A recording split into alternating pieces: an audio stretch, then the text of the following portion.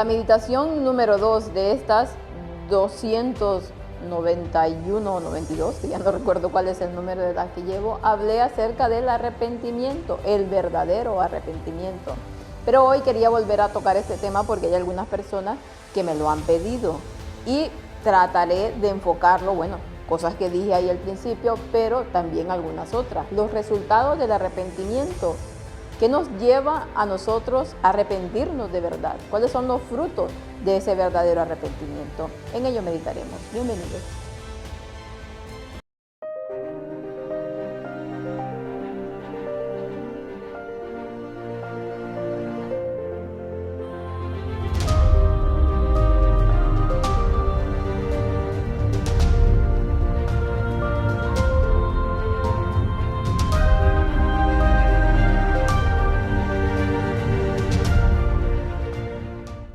Y es que si decimos que nos arrepentimos, pero no damos fruto de arrepentimiento, por lo tanto, ese arrepentimiento no es verdadero.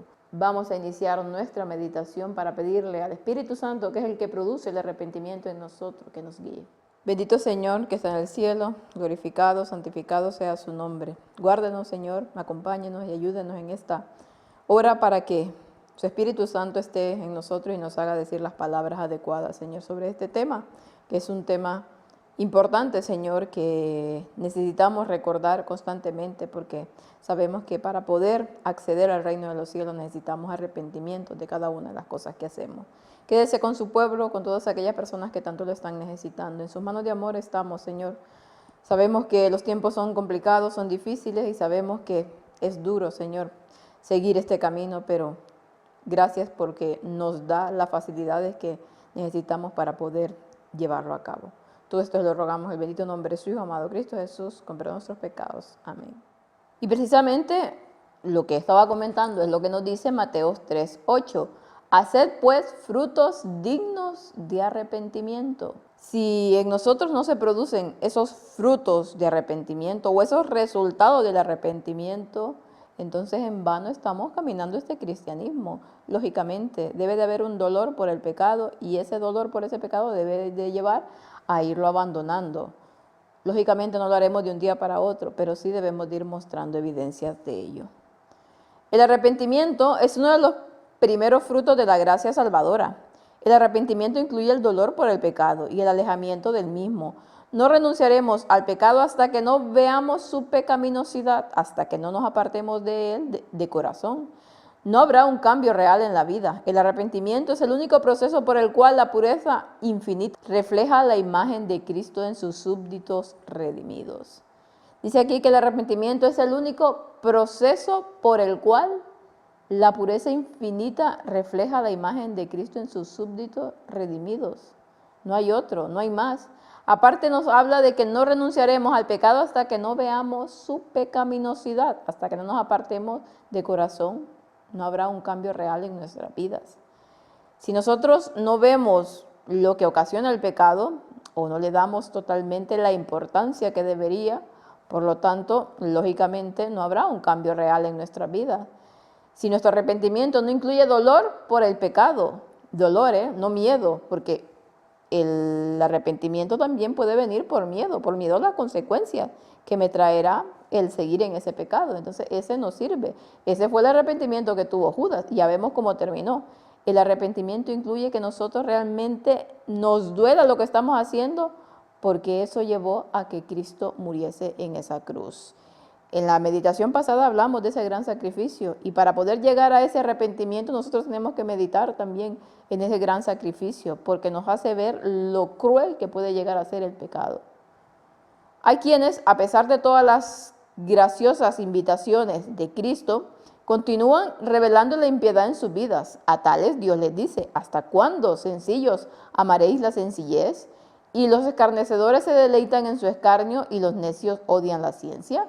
Volveos a mi reprensión, he aquí derramaré mi espíritu sobre vosotros, os daré a conocer mis palabras. Pero lógicamente, como lo dice aquí, hay personas que a pesar de que Cristo constantemente les hace esas invitaciones a que puedan arrepentirse, a que está ahí ofreciendo su gracia, no lo hacen. Volveos a mi reprensión, dice, y aquí derramaré mi espíritu sobre vosotros, os daré a conocer mis palabras. Si realmente nosotros no nos arrepentimos, no hacemos caso de lo que Dios dice, entonces Dios no podrá dar de su espíritu. No podremos realmente conocer la verdad de Cristo. Necesitamos tener un corazón contrito y humillado para que Dios pueda hacer su obra en nuestros corazones. El rasgo más llamativo del pacto de paz que el Señor ha hecho con los seres humanos es la extrema riqueza de la misericordia perdonadora que se ofrece al pecador si se arrepiente y se aparta del pecado. Seré misericordioso con sus injusticias, declara el Señor sobre los que se arrepienten, y no me acordaré más de sus pecados e iniquidades. ¿Se aparta Dios de la justicia al mostrar misericordia al pecador? No. Dios nunca puede deshonrar su ley permitiendo que sea transgredida impunemente. Bajo el nuevo pacto, la obediencia perfecta es la condición de la vida. Si el pecador se arrepiente y confiesa su pecado, encontrará el perdón. El perdón está asegurado para él por el sacrificio de Cristo en su favor. Cristo ha pagado las exigencias de la ley por cada pecador arrepentido y creyente. A todos los que le recibieron les dio poder de ser hijos de Dios. A los que creen en su nombre, el Verbo se hizo carne y habitó entre nosotros, lleno de gracia y de verdad.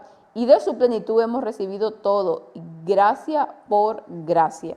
Tenemos aquí, dice que ese pacto, ese nuevo pacto del cual hemos estado hablando últimamente, ese nuevo pacto que es totalmente la justificación por la fe, de que no somos salvos por las obras, sino que somos salvos, lógicamente, porque Cristo hizo lo que hizo en la cruz. Es la extrema riqueza, dice, de la misericordia perdonadora que se ofrece al pecador. Sí, se arrepiente y se aparta del pecado. Hay dos condiciones, una arrepentirse y la otra apartarse del pecado. Si no, entonces no podemos estar bajo ese nuevo pacto. Seré misericordioso con sus injusticias, dice, declara el Señor, si se arrepienten, y no se acordará más de sus pecados, porque estos están haciéndose completamente de esa gracia de Dios. Y nos hace aquí la pregunta, ¿se aparta Dios de la justicia al mostrar misericordia al pecador? Porque claro, muchas personas podrían pensar, si perdona al pecador de todo lo que hace, de las injusticias que hace, entonces no está mostrando justicia. Pero nos dice aquí un rotundo no. Dios nunca puede deshonrar su ley permitiendo que sea transgredida impunemente. Bajo el nuevo pacto, dice, la obediencia perfecta es la condición de la vida. O sea, si nosotros nos arrepentimos, creemos completamente en ese sacrificio expiatorio de Cristo y que somos salvos únicamente por ello, y que ese pecado nuestro fue el que llevó a nuestro Señor a la cruz, entonces claramente habrá un resultado de ese arrepentimiento, un resultado de que nosotros estamos viendo que ese pecado fue el que mató a nuestro Creador. Por lo tanto, yo no quiero hacerle daño a Dios.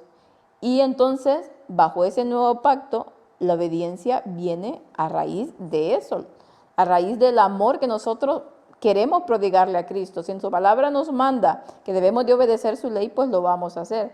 Pero no porque esas obras nos vayan a salvar a nosotros, porque nos salva a Cristo, pero eso es consecuencia de lo otro. Y si nosotros seguimos pecando, tampoco hay salvación. A todos los creyentes, dice, que le recibieron, les dio poder de ser hijos de Dios, a los que creen en su nombre.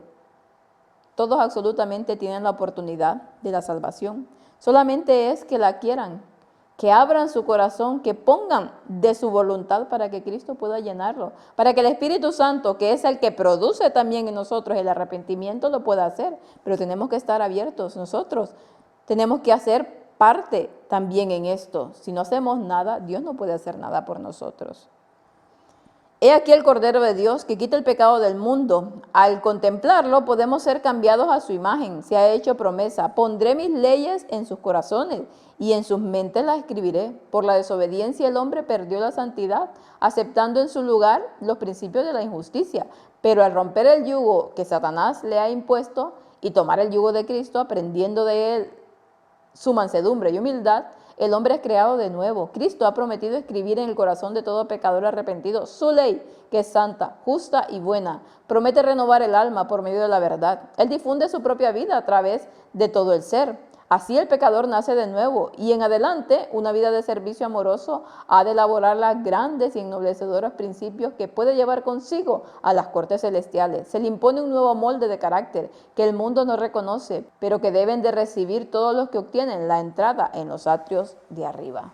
Entonces nos va hablando más de lo que ya estábamos comentando. He aquí el Cordero de Dios que quita el pecado del mundo. A nosotros ir contemplando a Cristo, podemos ser cambiados a su imagen. Esto es también el resultado del arrepentimiento, porque estamos hablando precisamente de este tema. Vimos que tenemos que arrepentirnos, tenemos que buscar, tenemos que abrirnos para que el Espíritu Santo pueda darnos ese arrepentimiento, pueda producir en nosotros. Pero si nosotros no queremos, lógicamente no lo haremos. Entonces, aceptamos la gracia salvadora de Cristo, aceptamos lo que Él hizo en la cruz, creemos completamente en esto, miramos lo que provoca el pecado y luego al irlo contemplando, al ir contemplando a ese Cordero de Dios que quita el pecado del mundo, entonces nos vamos moldeando ¿a qué? A su imagen. Su carácter se va imprimiendo en nosotros. Al ir aprendiendo su mansedumbre, su humildad, si estamos completamente en constante comunión con Él, pues lógicamente irá imprimiendo lo que es de Él, ¿no? Él difunde, dice, su propia vida a través de todo el ser. Así el pecador nace de nuevo y en adelante un servicio amoroso ha de elaborar grandes y ennoblecedores principios que son los que llevaremos ¿a dónde? Al cielo. Recordemos que nuestro carácter contaminado no podremos llevarlo al cielo. Por lo tanto, solamente si Cristo ha imprimido su imagen en nosotros es como podremos entrar a ese cielo. Bien podemos considerar todas las cosas como pérdida por la excelencia del conocimiento de Jesús nuestro Señor. Este conocimiento es la ciencia más elevada que el hombre puede estudiar. Es la suma de toda la ciencia verdadera. Esta es la vida eterna, declaró Cristo, para que te conozcan a ti, el único verdadero, y a Jesucristo, a quien ha enviado. Entonces, únicamente cuando nosotros consideramos todo como pérdida, luego de que esos resultados de arrepentimiento van produciéndose en nosotros, podemos considerar las cosas que no tienen valor, que el único que tiene valor es Cristo y que queremos seguir conociéndole para que Él pueda transmitir todo ese conocimiento en nosotros.